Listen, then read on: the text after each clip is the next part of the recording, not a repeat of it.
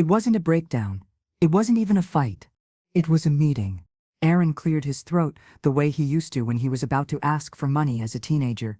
Samantha smoothed the corners of a brochure before speaking. It had a picture of a smiling woman on the front, gray hair, beaded necklace, sitting in a garden chair with a daffodil in one hand and a paper cup in the other. I looked at that brochure and somehow knew I was supposed to see myself in it. "We've been thinking, Mom," Samantha started, her voice soft, diplomatic.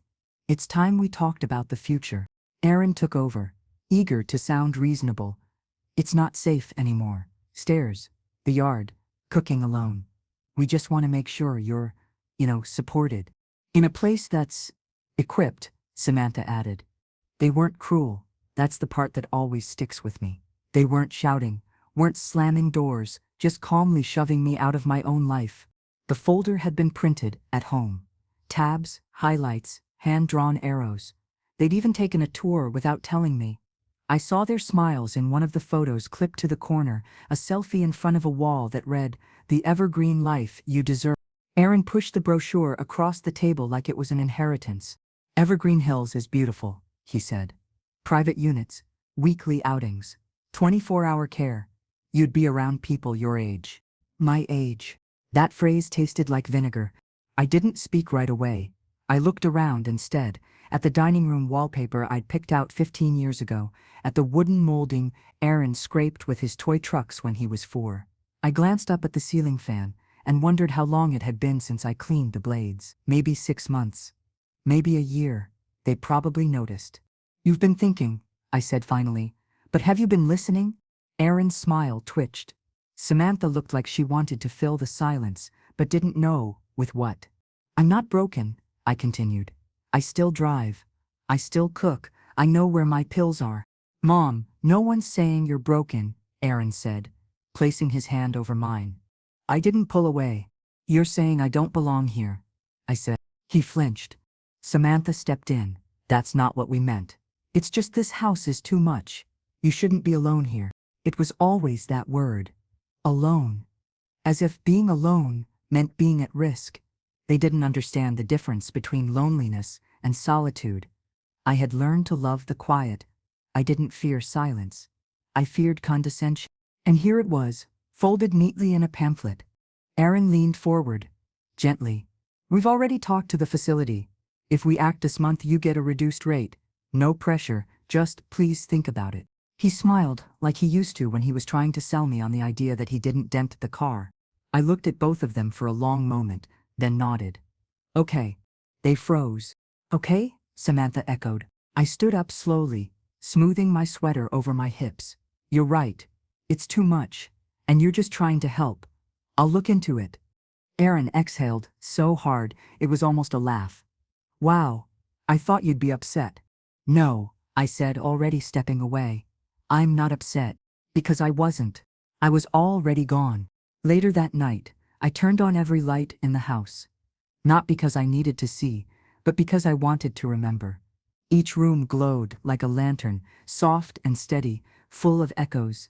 I walked through them barefoot, touching walls, lifting frames, running my fingers over memories I wasn't ready to abandon, but I knew I would. I had planned for this moment long before they did. In the corner of the guest room closet was a fireproof safe.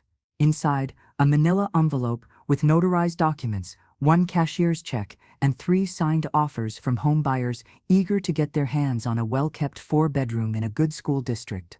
I had called the realtor myself, met with her during my church group hours. She was young, decisive, and kind, without being syrupy. I liked her immediately. When I told her my timeline, she didn't blink. "We'll have you out in 2 weeks," she promised. I'd already packed the important things. A stack of old journals, a brass locket with my late husband's photo, a red silk blouse I hadn't worn in years but couldn't seem to throw out. I didn't need the furniture. I didn't want the couch where Samantha once spilled wine and blamed the dog. I didn't want the dining chairs that had grown stiff from years of disuse. They could have it all. Aaron would probably walk in one day and find the house empty, the deed transferred, the keys gone. He'd stand in the hallway, confused. Maybe a little panicked. He'd call my phone, and it would ring once before hitting voicemail. I sat down at the table again, the same one where I used to spoon mashed peas into Erin's tiny mouth, where I once held Samantha's hand as she cried over her miscarriage, where we all laughed once, years ago. I poured myself a glass of water. The silence stretched comfortably. I opened my phone and sent one last text to my lawyer. Confirm house sale closing Friday. Begin trust restructure. Monday. No contact clause applies. I hit send. Then I deleted the entire thread. By morning I'd no longer own the house. And they'd no longer own me. There was a time when Erin used to bring me drawings. He'd be 5, maybe 6, storming into the kitchen with a wrinkled paper in one hand and smudged markers on the other. I'd be at the stove, scraping the bottom of a pot of rice or flipping grilled cheese, and he'd shout, "Mom, look what I made." He always drew us, him, me, and a house with a crooked roof and too many windows. Back then, the house wasn't just structure, it was memory. I built it one scraped knuckle and sleepless night at a time. And every inch of it held someone I loved. The morning after the brochure meeting, I stood in the laundry room folding towels I'd no longer need. It was early, sun barely up, and the whole house hummed the way it always did before waking. I didn't feel sad. I felt certain. When you give your whole life to people, your time, your strength, your savings, you eventually forget you're allowed to keep some of it for yourself. They hadn't taken everything. Not yet. I was folding Erin's old flannel quilt, the one he used during college breaks. It still had that faint campfire smell, like smoke soaked into memory. I ran my hand over the stitching and smiled. He'd forgotten he left it behind. He forgot a lot of things. He forgot I paid off his college loans behind the scenes while telling him his scholarships had kicked in late. He forgot I took a second job cleaning hospital rooms to keep our mortgage stable when his father died and we lost half our income. He forgot how I made 3 casseroles a week for 2 years while he was trying to start his own business, only for it to collapse. When people forget who you were, they stop seeing you altogether. So I packed the quilt, folded it neatly, and placed it in the bottom of my suitcase. Let him wonder where it went. At 9 a.m. sharp, my real estate agent arrived. Her name was Tara, mid-30s, thick-rimmed glasses, ponytail tight enough to bounce when she walked. She greeted me with a clipboard, a warm smile, and no small talk. "Are you sure you're ready, Miss Navarro?" she asked, glancing at the scattered boxes in the living room. "More than ready," I said, handing her a folder with everything signed. The house inspection had already been done, the financing wired. All we needed now was the final walkthrough and key handoff. The buyers weren't coming today. A young couple from Atlanta, remote tech workers, she said. They liked the bones of the place. Didn't care much for history. Perfect, I had replied when I first heard that. It'll make forgetting me easier. Tara moved quickly. She marked cabinets with sticky notes, measured closet depth, explained where I could leave manuals and spare keys. I watched her work with the detached grace of someone who had done this 100 times and would do it 100 more. When she reached the hallway bathroom, she hesitated. "Do you want to take the photos down?" I looked at the 5 frames above the towel bar. Erin's high school graduation. Our dog Max in a Halloween costume. My late husband in a straw hat, smiling so big it crinkled his eyes. "No," I said. "Let them take it all." I walked to the linen closet, opened it, and stared at the half-empty shelves. This house was a container, I said aloud. Not a person. Tara paused, pen midair. "Excuse me?" "Nothing." I smiled. "I'm just getting used to how light I feel." By noon, I had 1 small suitcase packed, a tote bag with papers and personal documents, and a single wrapped item under my arm. A ceramic pitcher shaped like a bird. It had belonged to my grandmother, then my mother, and now I wouldn't trust it to movers. I wasn't taking movers anyway. I took one last walk around the house, touched door frames, closed cabinets, whispered a thank you to the kitchen light switch that always stuck halfway. In the garage, I opened a narrow tin box labeled "for rainy days." Inside, $2,400 in cash. I folded it, slipped it into a zippered pouch, and placed it deep inside my tote. Then I locked the garage for the last time. The taxi I'd arranged pulled up at 12:47 p.m., right on time. The driver barely glanced at me. Older woman, 1 suitcase, nothing worth noticing. Perfect. As we pulled away, I didn't look back, not even once. Some people say goodbye with tears. Others with parties. I preferred mine to be clean, wordless, and irreversible. I checked into a rental studio 2 hours south, paid 3 months in advance, under a variation of my middle name. It was nothing special, white walls, creaky floors, mismatched silverware, but it was mine. Quiet, anonymous. I hung the bird picture in the window to catch the light and opened my laptop. There were things to do: contact the bank, update the trust, scan documents, create a new will. I worked late, drinking lukewarm tea and pausing only when the sound of laughter from a neighboring apartment drifted through the vents.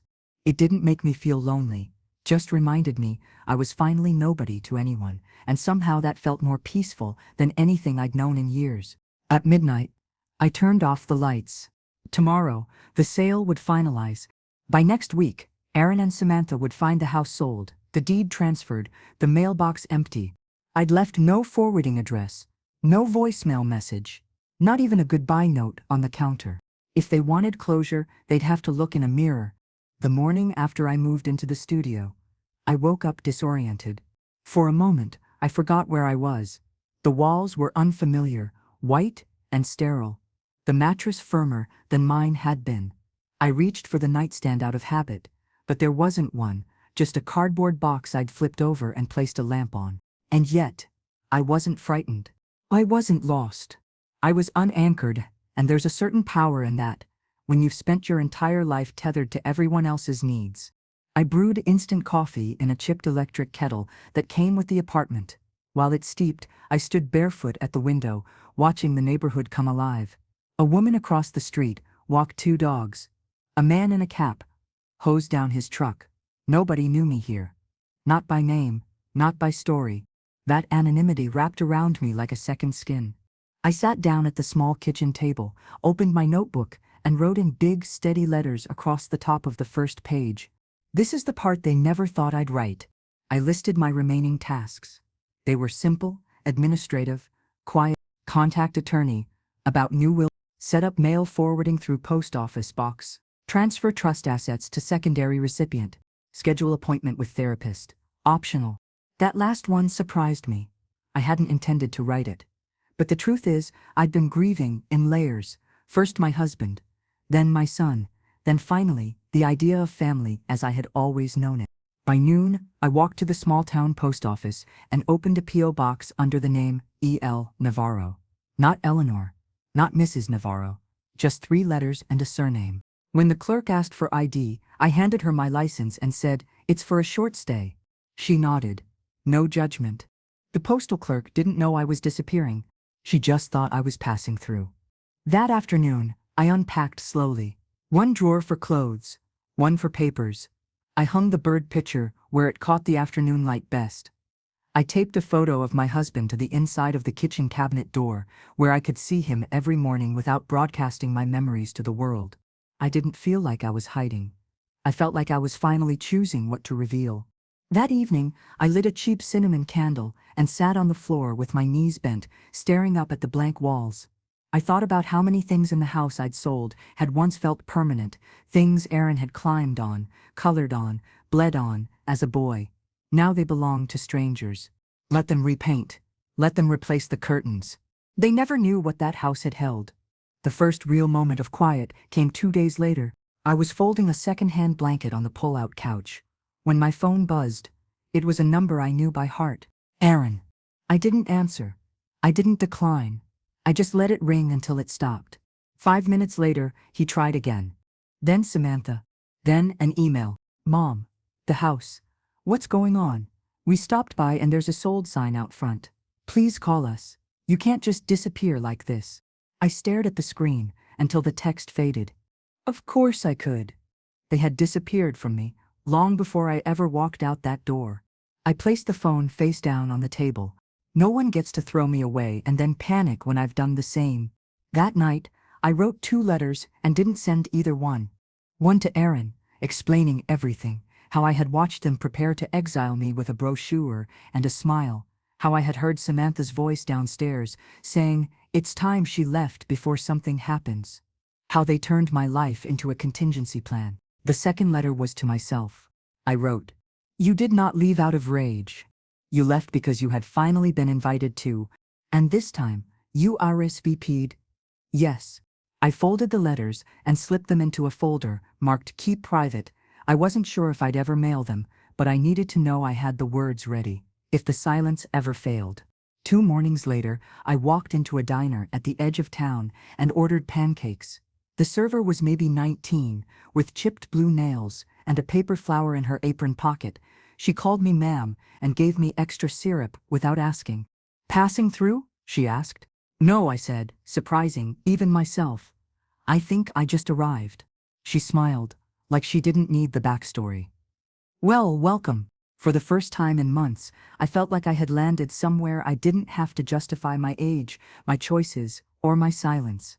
After breakfast, I walked home slowly, the sun warming my shoulders, the street unfamiliar but not unfriendly.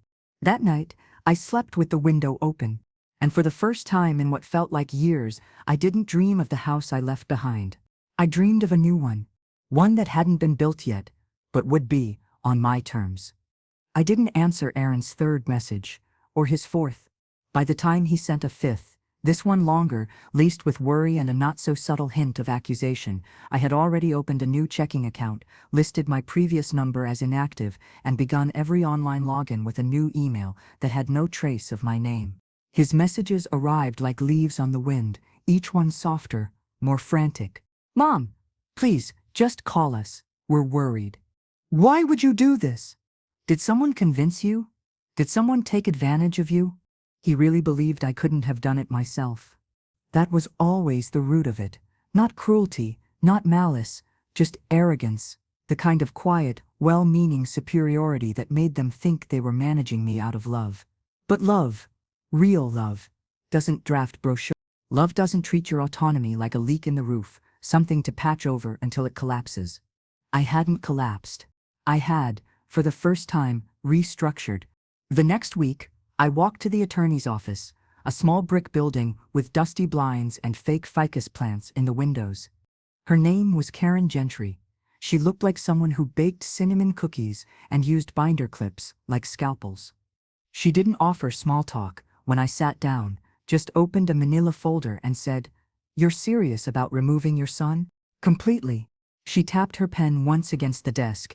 Have you considered what happens when he shows up? I interrupted. He won't. She raised an eyebrow. That confident. No, I said. That invisible. We spent an hour going through the details, revoking previous wills, redirecting beneficiaries, reassigning the trust I had built with my late husband into a community fund I had only recently imagined, small grants for older women escaping unsafe homes, or planning independent lives late in age. Not charity, I told her. Just course correction. Karen nodded once and said, I like that. We drafted the legal language. She notarized the papers. I signed my name without a shake in my hand. The final clause read, to my son, Aaron, I leave nothing, for he believed I had nothing left. Let that be my final gift. Truth in the form of absence. It didn't feel vindictive. It felt clean, and I left her office lighter than I'd arrived. That afternoon, I sat by the community center bulletin board with a paper cup of lemon tea. The flyer caught my eye immediately. Local retired artists meet up Wednesdays at 5 p.m. I hadn't drawn since my husband died. I hadn't dared. My hands always shook. My focus scattered. But I thought, why not? I didn't owe the version of myself that mourned permission to stay in mourning forever. I wrote down the number. As I slipped the note into my pocket, a child ran past me giggling, chased by a woman who could have been her mother or her older sister. The woman paused, out of breath, and smiled at me. Kids, she said with a laugh. They always think life is one long sprint. I smiled back. They'll learn. And I meant it with no bitterness. Just experience. The next morning, I bought a sketch pad and a tin of colored pencils at a small stationery shop 2 blocks from my building. I spent the rest of the day on the park bench behind the library, drawing the gnarled roots of an oak tree and the delicate lines of its shadow across the dirt. It didn't come back all at once, the flow, the rhythm, but it came. Like rain after a long dry season. When I looked at what I'd made, I didn't see perfection. I saw evidence. I'm still here. 3 days later, Aaron called from a blocked number. I answered by accident, thinking it was the pharmacy confirming my refill. Mom? Just that one word. But it didn't feel like a reunion. It felt like someone standing outside a locked door they didn't expect to find bolted. You shouldn't be calling me, I said. You disappeared. We didn't know what to think. I told you what I wanted. You handed me a brochure instead. There was a pause. Then, defensively, we were trying to help. No, I said. You were trying to rearrange me. The silence grew brittle. I came by the house, he said. Everything's gone. Why didn't you say something? Would you have listened? His breath caught on the line. We miss you. I looked at the bird picture on the windowsill, at the quiet table, the sketch pad, my own hands still ink-smudged from the morning's practice. No, Aaron, you missed the version of me you could plan around.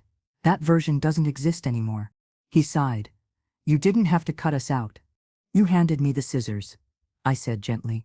He ended the call and turned off the phone. That evening, I walked the long way home past the lake trail. The wind stirred the reeds and sent ripples across the surface like shivers on glass. I stopped at the edge and watched the water carry the light of the setting sun. That's when I realized I didn't need to find peace. I just needed to stop renting space to people who made it impossible. And here, at last, I had. The funny thing about disappearing is that it doesn't happen all at once. You don't just vanish. You drift. I noticed it most in the grocery store. My first trip alone, in the new town. The aisles were narrower than I was used to, the lighting a little too fluorescent, and I kept reaching for brands I no longer recognized. Everything here had a new label. Even the yogurt looked foreign. I pushed the cart slowly, deliberately, like someone rehearsing how to be ordinary again.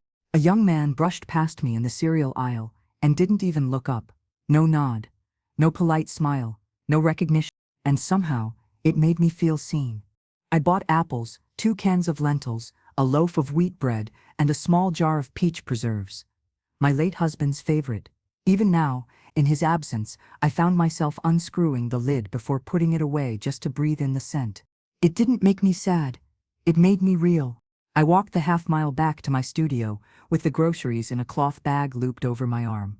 The rhythm of my footsteps against the sidewalk reminded me of the days I used to walk Aaron to preschool. Him skipping ahead, holding on to my scarf like it was a rope tying us together. He let go of that scarf a long time ago. Now it was folded at the back of my drawer, a soft, useless relic. But I couldn't bring myself to throw it away. Not yet. Back in the studio, I spread the groceries on the tiny counter and paused. There was a quiet joy in unpacking. For one, no apologies for what I bought. No negotiations over what I cooked. No one checking sugar content or asking if I was really going to eat that. Just me and my choices, deliberate and undiluted. I made lentil soup that afternoon. Cooked it slowly, with the windows open, and a soft breeze pulling in the scent of rosemary from the windowsill planter. I didn't follow a recipe. I trusted my hands. They knew more than anyone gave them credit for. When it was ready, I filled a single bowl, sat cross-legged on the couch, and ate in silence. Not because no one wanted to talk to me, but because I finally had no one to explain myself to. The next morning, I sorted through the last of my personal effects, the things I had chosen to bring when I sold the house. It fit in a single suitcase and a box labeled "Keep Close." Inside were 12 items. I counted. 1 photo of Aaron as a child. A letter from my husband.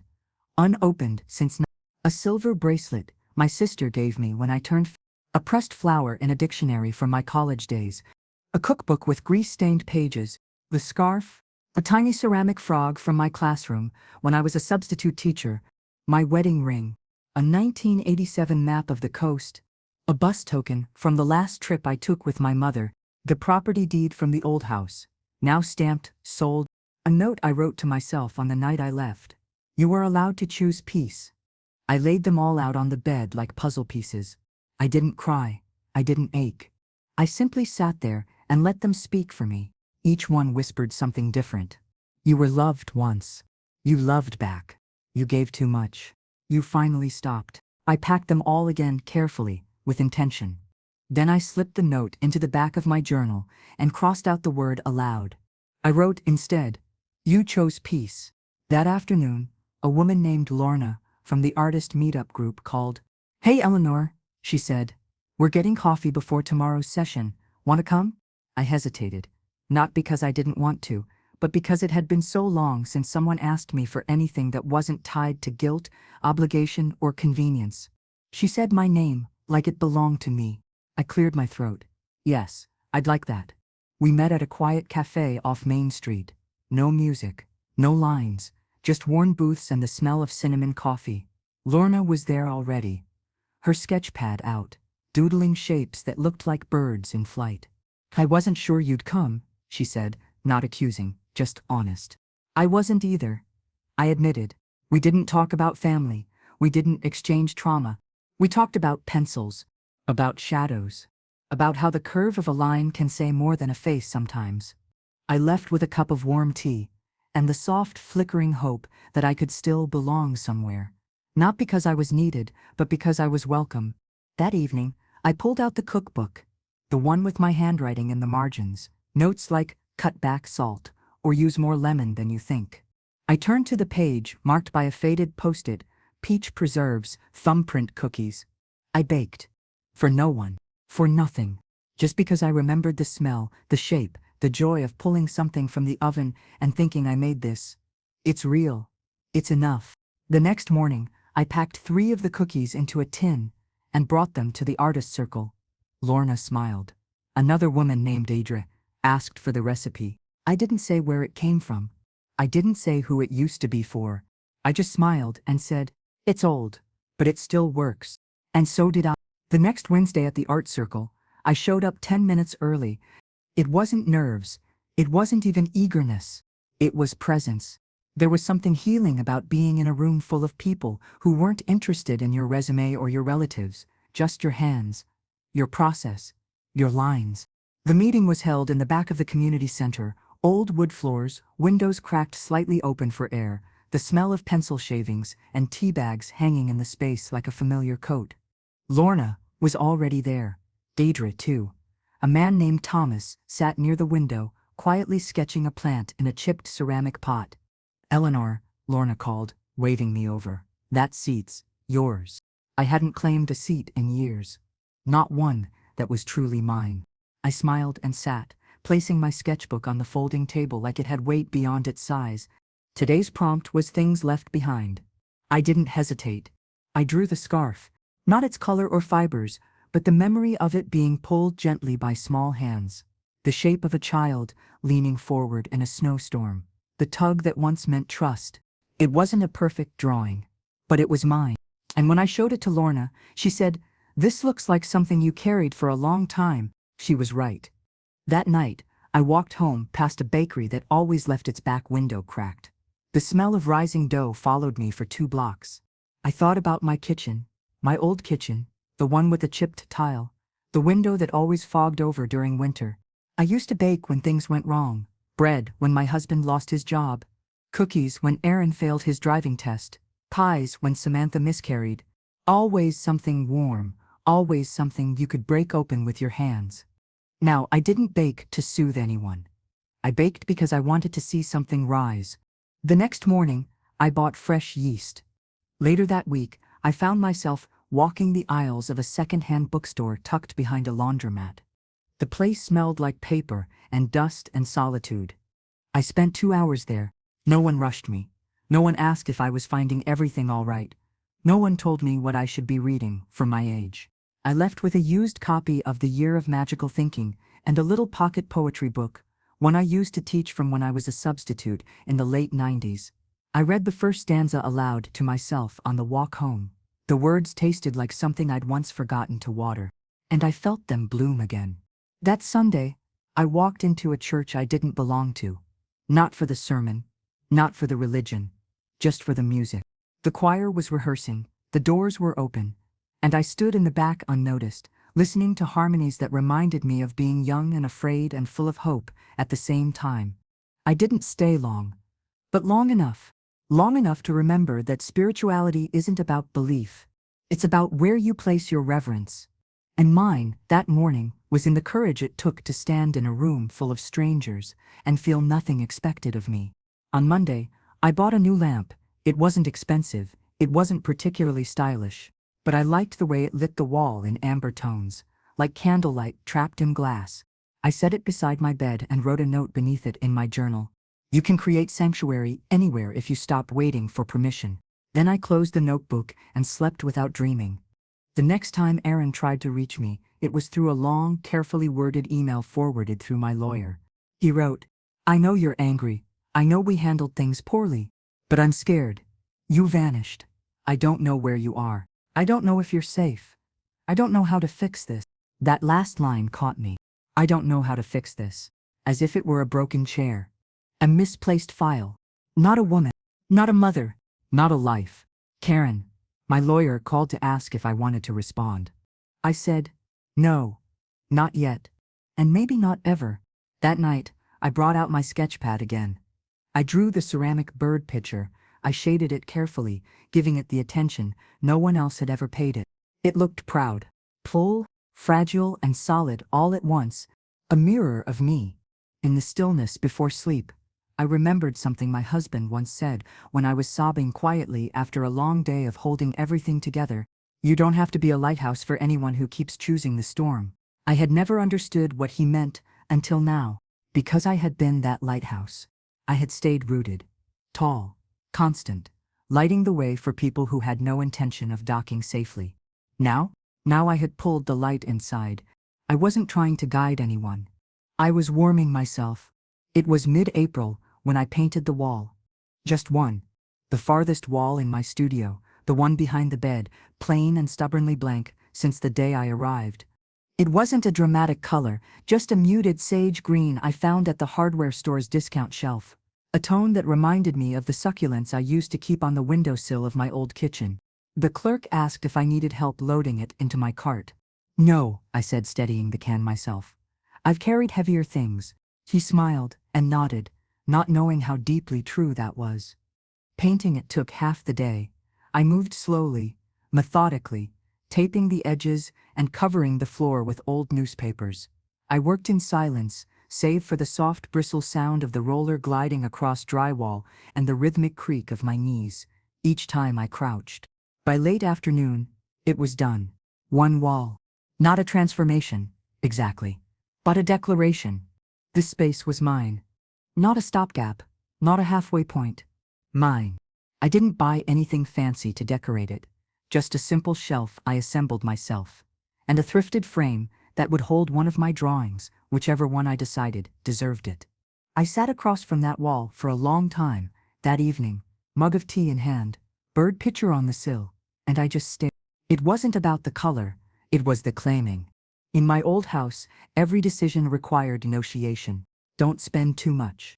Wait until the holidays. Do you think it's necessary? Will Aaron like it? Will the resale value go down? No one had asked me if I liked it. But this time, no one needed to ask. The answer lived in the brushstrokes. The next morning I visited the town library. It wasn't large, just 2 wings and a few cozy reading corners with sun-bleached cushions. I signed up for a library card and checked out 3 books, one on watercolor, one on elder activism, and one on minimalist living. The clerk, a woman in her 60s with thick glasses and a lanyard of cat pins, smiled as she handed me the card. You've got the face of someone starting something new, she said. I smiled. That's exactly what I'm doing. Outside, the spring wind picked up, warm and sharp, like sunlight, stirred with memory. I walked through the park and watched a group of older women practicing Tai Chi near the fountain. They moved like water, bending, pausing, breathing. I stopped and watched from a bench, captivated. They weren't trying to impress anyone, weren't measuring themselves against youth or agility, they were just being. I wanted that. Not the Tai Chi, though maybe that too, but the ease, the unapologetic rhythm of women who had nothing left to prove. I jotted a note in my sketchpad. Learn how to move without shrinking. Back home, I spent the afternoon decluttering again, not out of necessity, but out of reverence. I handled each item with care, not asking, do I need this, but does this reflect who I am now? The old scarf? I folded it and placed it in a shadow box. Not to wear, to honor. The worn-out mug from my teaching days? I repurposed it as a brush holder. The photo of Aaron and Samantha? That one I left in the folder. It didn't belong on the shelf anymore. Not out of spite, out of boundary. There's a difference. One protects, the other punishes, and I was done punishing anyone, including myself. That night, I walked to the lake again. This time, I brought a thermos of tea and a notebook. I sat on the same bench I had before, but this time I faced the water, not with longing, but with stillness. A couple walked by, holding hands. A jogger passed, music leaking from their earbuds. No one looked at me. I didn't want them to. I had spent so much of my life being seen only in relation to others, as a mother, as a wife, as a problem, as a burden, as someone waiting politely at the edge of everyone else's life. But here, I was simply a woman on a bench, drinking tea and watching the light die slowly over the lake. And that, somehow, was enough. When I got home, I pinned a new quote on the freshly painted wall. "You are not behind, you are on your way." I wrote it in block letters and underlined it twice. Because for the first time in decades, the pace of my life was mine to decide. Not measured by someone else's urgency, not dictated by appointments I didn't ask for, not squeezed between obligations I could never afford. Just mine. A single day with my name on it, and a green wall that held the proof. It was a Friday afternoon, unremarkable in every way. I had just returned from the art supply store with a new set of watercolor brushes. The kind with soft sable tips, indulgent but earned. I placed them carefully on my small desk and opened the window wide. The breeze smelled of wet pavement and early bloom. I was stirring lentils on the stove when I heard a knock. 3 quick raps. Not the hesitant kind of a neighbor. Not the rhythmic, practiced tap of someone delivering a package. It was the sound of someone who knew me. My stomach turned. I stood still, wooden spoon in hand, while the soup simmered behind me. Another knock came, louder this time. Against every instinct, I opened the door. It was Aaron, my son. My grown, suited, visibly older son, hair thinner than I remembered. Jaw tighter. He looked tired in a way no amount of rest could fix. He didn't speak right away, just stared at me with disbelief. I stayed in the doorway. No hug, no invitation. "Hi," he said. "Hi," I answered. His eyes swept the room behind me. The tiny studio, the makeshift shelves, the single chair beside the window. "This is where you've been?" "Yes." He shifted uncomfortably. "I've been looking for you." I tilted my head. "But not really. You were looking for the woman who would come home if asked nicely." His mouth opened slightly, then closed. I didn't move. Finally he said, "Can I come in?" "Why?" That caught him off guard. "Because I'm your son. You were also the man who told me to prepare for a nursing home." "That wasn't what I raised my hand. "Don't correct me. I remember it perfectly." I let him in. Not because he earned it, but because I wanted to see what it felt like to let someone into my space on my terms. He walked slowly, taking it all in. The bird pitcher, the green wall, the drawing supplies and tea tins and thrift store curtains. "You live like," he started, then trailed off. "Say it. Like you don't want to be found." I gave a soft laugh. "No, Aaron, I live like someone who finally found herself." He sat on the edge of the bed, hands folded.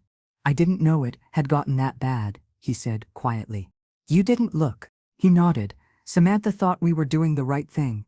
Samantha didn't love me. Samantha tolerated me. And you let her lead." His eyes flicked up. "You never liked her." "I did. Once. I just stopped liking the way she changed you." There it was, out in the open. The reason for years of tension. The root of silences. He looked down. "We thought you'd be safer, more stable. The house was getting too much. So you chose to erase me from it. We weren't trying to hurt you. But you did." I turned back to the stove and stirred the lentils. He stayed quiet for a long time. Then he asked, "Are you okay here?" "I am. More than okay. It's small. It's mine." He glanced at the window. I miss you, Mom." "No," I said gently. "You miss what I did for you. What I covered. What I cleaned up. What I made easier." He flinched, but didn't deny it. "And now that I'm gone," I continued, "you're realizing all those things didn't do themselves. I didn't expect you to vanish. I didn't vanish. I moved. He looked at the picture by the window. That was from the old house, right? I nodded. One of the only things I kept. I remember you filling it with lemonade in the summers. You used to put blueberries in it. My throat tightened, but I didn't let it show. That woman doesn't live here anymore, I said. She's still my mom. She is, I said, but she doesn't owe you an explanation anymore. He stood, slowly, carefully. I walked him to the door. At the threshold, he turned to me and said, I'm sorry. I know. I mean it. Oh no. He waited. I didn't offer a hug, but I said something he hadn't earned. But I needed to say, I hope you learn from this. I really do. He nodded and left. I watched him go without tears, because I had already grieved the version of him I needed to let go. That night, I made tea and watched the moon rise through the window. It glowed over the rooftops like a witness. I opened my journal and wrote one sentence. You don't always get closure. Sometimes you just get clarity. And that, at last, was enough. The following morning, I woke up earlier than usual. The air was cooler, crisp enough to make the floor feel like stone beneath my feet. I wrapped a blanket around my shoulders and stood by the window, watching the sun pull itself above the rooftops. The silence after Aaron's visit lingered like dew. It didn't ache, but it stayed, and I let it. Sometimes the echo is just as necessary as the sound itself. I made myself a strong cup of black tea, no sugar, no lemon, just the sharp grounding warmth of it. I stared at my notebook while it steeped and wrote. He found me, but he didn't shake me. Later that day, I walked down to the small co-op bakery on Westland Street. I had noticed it weeks ago, but hadn't gone in. The smell always drifted through the vents and curled around the sidewalk like an invitation no one had the courage to accept. But that day, I opened the door. The shop was small, with mismatched chairs and handwritten menus taped to the wall. Behind the counter stood a woman in her 40s, with flour on her apron and a kindness in her voice. First time here? She asked. I nodded. It smells like home. She smiled. That's the yeast. And maybe a little bit of therapy. I ordered a cranberry scone and sat near the window. As I ate, I watched people come and go. College students, a young mother with a stroller, a man with paint-stained hands and a wide grin. No one looked rushed. No one looked like they were performing their life. I pulled out my sketchbook and began to draw the countertop, the jars of jam, the imperfect muffins, the flour on the barista's cheek. And for the first time in ages, I didn't feel like a visitor in my own life. I returned the next day with a tin of my own cookies, peach thumbprints, the same kind I had made during storms, celebrations, losses. I handed the tin to the woman behind the counter. You brought these? I did.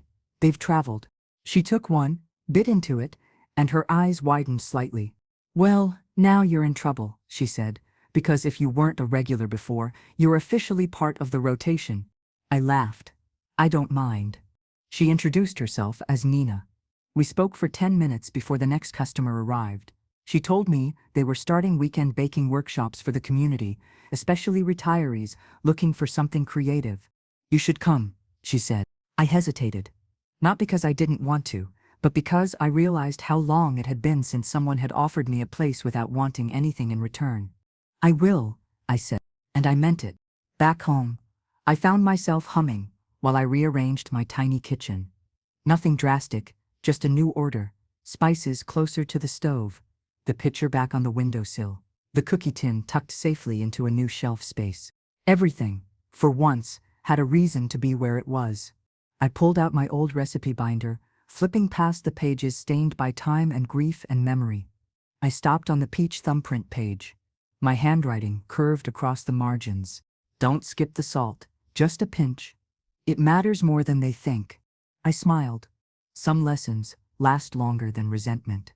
Saturday came, and I walked into the co-op's back room with a basket under my arm and a nervous twist in my stomach.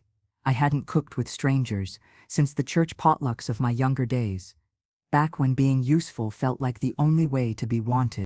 But this was different. Here, I wasn't useful, I was welcomed. Nina waved me over, handed me an apron, and introduced me to 3 others. Marta, who used to run a catering business, Cliff, a retired chemist who treated baking like an experiment, and Ruby, who said she just needed something to get her out of the house. We mixed, we measured, we made a mess. And I laughed. Genuinely, fully. Laughed like a woman who no longer carried someone else's silence. Later that evening, I walked home carrying a box of shared bakes, scones, cookies, a failed but funny brioche loaf. My arms were tired, my back ached, and my face still held the crinkle of smiling. When I returned to my studio, the green wall glowed in the dim light. I placed the box on the counter and sat down, still wearing the apron, flower on my sleeve like a badge. I opened my notebook and wrote, "It wasn't the recipe that changed. It was me. I'm finally learning to taste my life before I offer it to others." A week passed before I heard from Aaron again. This time, it was a letter, handwritten, in a neat, careful script I hadn't seen since he was a teenager writing thank you notes under protest. It arrived in a plain envelope, no return address, but I recognized the loop of the A immediately. I opened it at the kitchen counter, beside my tea mug, and the latest drawing I was shading. "Mom, I've started going through your things, the stuff you left at the house. You didn't take much, so I thought it would be easy, but it's not. It feels like you're still there in the details. I found a Christmas ornament I made in first grade, the one with the bent felt antlers and glitter nose. I found your recipe for cinnamon bread tucked behind a canister.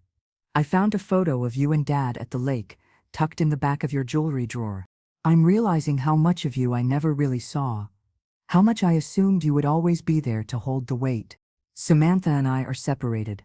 I don't expect anything. I just wanted you to know that I'm trying. I don't know what that means yet. But I'm trying to understand what it cost you to stay, and what it meant when you left. I love you, in all the ways I failed to show it. Aaron." I folded the letter slowly, my hands lingering over the creases.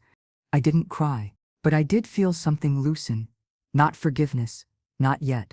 But a place inside me that had been sealed shut finally shifted, like a window nudged open after a long winter. That afternoon, I walked to the lake again, not to mourn or remember, but to celebrate. I packed a small lunch, apple slices, crackers, sharp cheddar, and a slice of the lemon loaf Ruby had brought to the last baking session. I carried my sketchbook under one arm and the letter in the inside pocket of my cardigan. The bench I loved was still there, half in shadow, half in sun. I sat and watched the ripples carry light back and forth, like the water couldn't decide whether to hold or release the sky. It reminded me of motherhood, of trying, of not knowing if anything ever really landed the way you meant it to. When I got home, I dug out the old lockbox from my closet. The one I'd carried across cities, across lives. Inside were documents, papers, savings bonds, and one thing I hadn't looked at since my husband died. The letter he wrote to Aaron the year before he passed. He had sealed it himself, labeled it in his firm handwriting, to be opened when you need to remember what love costs. I had never given it to Aaron. I wasn't sure he would have read it then, or now, for that matter. But I held it in my hand, feeling its weight shift. There would be a time, not now, but someday. At the next art circle, I brought a drawing, unlike anything I'd shared before. It was a scene from memory. The kitchen table from my old house, the cracked ceramic bowl in the center. A boy with messy hair, sitting sideways in his chair, chewing on a pencil while pretending to do homework. Me in the background, blurry, like a ghost with a tea towel slung over her shoulder. I showed it to Lorna. She stared at it longer than usual. "That's not just memory," she said quietly. "That's grief with shape." I nodded. "It's what I carried when no one asked what I was holding." She touched my arm. "You don't have to carry it the same way anymore." Back at home, I placed the drawing on my green wall. Not framed, not hidden, just pinned with 2 brass tacks like it belonged. Because it did. Because I did. That evening, I made the cinnamon bread. For myself. Not for holidays, not for company, not for anyone who expected it. I mixed the dough slowly, kneaded it with deliberate care. The scent filled the room, rich and familiar, like laughter curled into heat. When it was done, I let it cool, just enough before slicing it open and spreading a generous layer of butter across the first piece. I took a bite and closed my eyes. Yes, the recipe still worked. And so did I. I had put it off for weeks, maybe longer, But on a quiet Tuesday, as rain tapped steadily against the window and the kettle whistled low on the stove, I finally laid the papers out on the table. My will. The original one was buried somewhere in a safety deposit box. Aaron had helped set up years ago. It named him the sole executor. Everything, my savings, the house, the belongings, was to be divided between him and Samantha. It was written in a different world, one where I still believed proximity meant care, where silence was a currency I paid to avoid tension, where I thought loyalty should be rewarded by bloodline, not behavior. But now I had seen how quickly affection could curdle into convenience. How easily people could justify betrayal if it was masked in the language of practicality. I took out a pen, the ink flowed clean, the nib sharp against the new pages. I wasn't angry. Not anymore. I was focused, clear, resolved. I wrote a letter first, separate from the legal language, something in my own voice, something that could not be twisted or misinterpreted. To whoever finds this, I didn't disappear out of bitterness. I left to find out who I was without anyone else's reflection. If you're reading this, it means I did something brave by staying gone. I hope you understand that love is not an inheritance. It's a responsibility. Eleanor. Then, I began allocating. Not everything went to Aaron. In fact, most of it didn't. The bulk of my small savings, what was left after the house sale and my modest retirement, would go to a community grant fund in my name for women over 60 starting over after loss or estrangement. I named it the Quiet Rebirth Fund. Fitting, I thought. Since mine had happened in silence, without applause or announcement.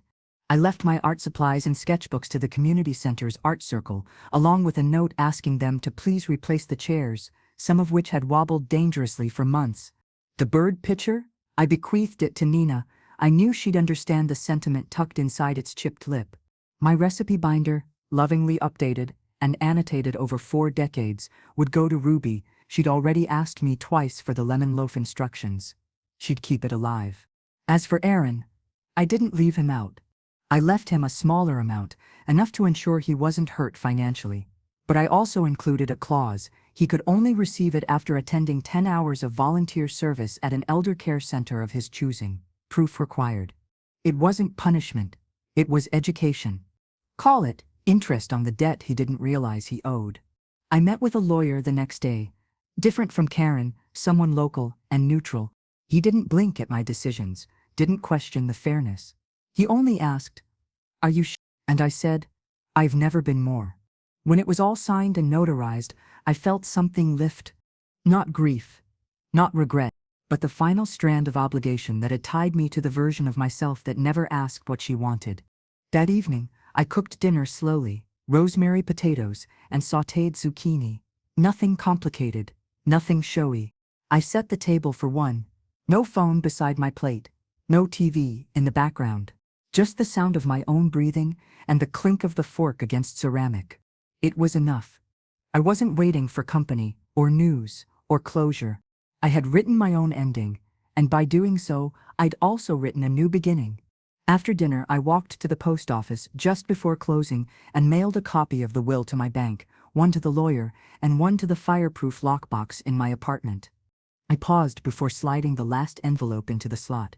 Then, without warning, I said aloud, soft, but certain, "I'm not anyone's burden. I'm my own legacy." It was the first time I had spoken out loud to no one, and still felt heard. Back home, I made tea and opened a blank page in my sketchpad. No prompts, no references. I drew the grant fund, or at least what I imagined it could be. A room of older women, laughing, planning, holding paintbrushes and notebooks, wearing cardigans and headscarves and soft wrinkles that told stories their mouths didn't have to.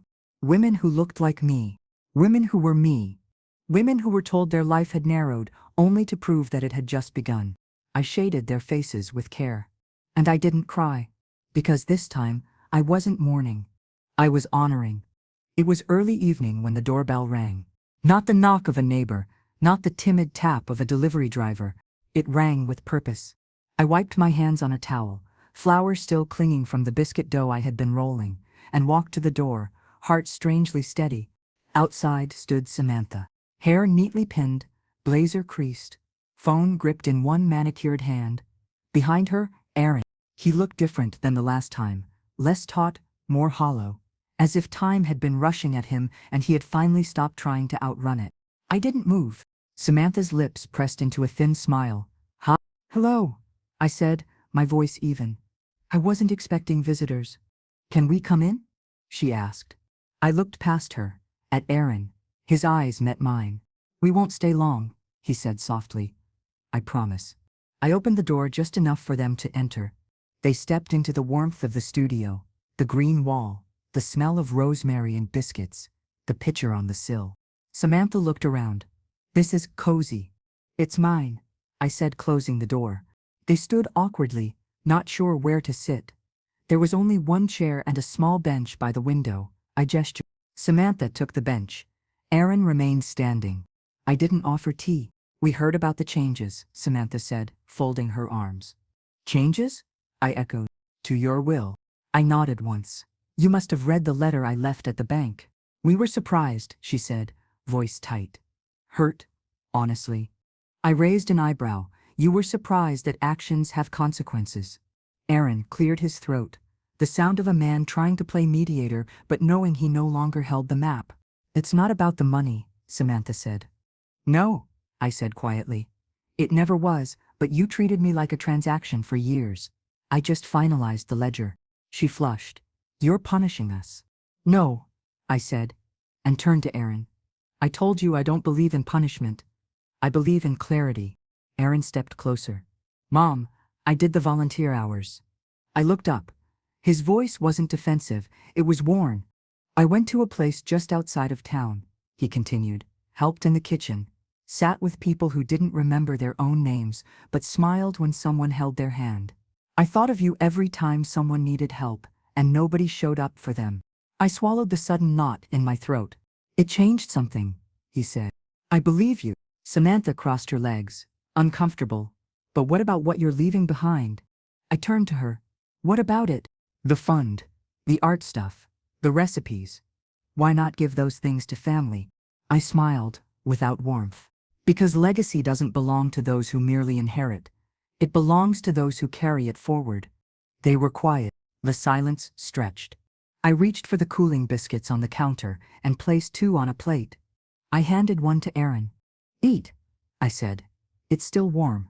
He took it with both hands, eyes lowered, as if it were a peace offering and confession all at once.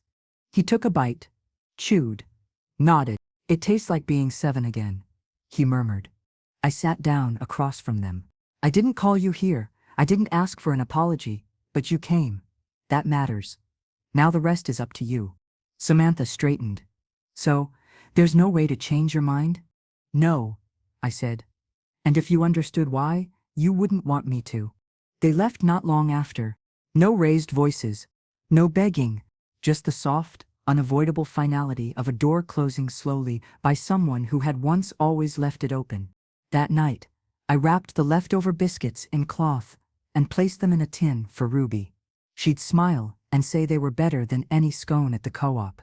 I sat at the window and watched the moon peek out from behind thinning clouds. Somewhere Aaron was driving away, and somewhere inside him I hoped a different kind of map was beginning to form. Not one that led back to me, but one that taught him how to walk forward on his own without using me as a crutch. I opened my sketchbook and began to draw the door as it looked from the inside, half open. Light cutting across the floor, 2 figures silhouetted in the threshold, and a woman in the corner watching, deciding, not bitter, just free. The mirror above my sink is old, not antique, just aged. The kind you don't really notice unless you're looking closely. The edges are slightly warped, like the glass has softened over time, as if it too has learned how to absorb without breaking. That morning, I stood before it with a towel wrapped around my shoulders, water still clinging to the ends of my gray hair. I had just washed it, one of those long, deliberate showers that rinse more than skin. I met my own eyes in the reflection and held them, not to study for flaws, not to relive what had been lost, but to witness what remained. There she was. Not someone's mother, not someone's backup plan, not someone's second choice, just Eleanor. Alive, present, and finally, I dressed slowly, a pair of soft slacks, a warm blouse, and the cardigan I wore when I signed the new will. The dusty lavender one, faded slightly at the sleeves, but still holding. I placed my pendant around my neck. Nothing fancy, just a smooth stone wrapped in silver wire. My husband gave it to me when Aaron was born. For strength, he'd say. I never wore it when I was surviving. Only now, when I am choosing. At the community center, the final grant paperwork was ready. Nina had helped me write the mission statement. Cliff proofread it for grammar. Ruby added a line I hadn't thought to include. This fund is not for those who are lost. It is for those who are beginning again, even if no one else claps for them. The director handed me the official copy and a small placard that would hang on the wall when the first application cycle opened. The Quiet Rebirth Fund, in honor of Eleanor James. It didn't feel grand. It felt true, and that was more than enough.